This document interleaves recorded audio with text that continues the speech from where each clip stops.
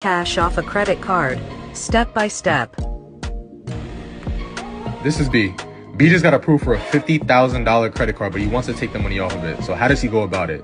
The number one way he could go about it is a balance transfer. What a balance transfer is he's going to transfer the available credit from that credit card and move it to either another credit card or to his bank account. So say, for example, he got approved for a $50,000 Chase credit card. He can move that $50,000 to his Chase bank account. Now, the second way you can go about it is running payroll. So say, for example, you use a payroll software such as ADP or Gusto. What you can do is you can run payroll, pay with that credit card, and then you as the CEO, general manager, employee, whatever the case may be, that money is going to get deposited into your bank account as your check.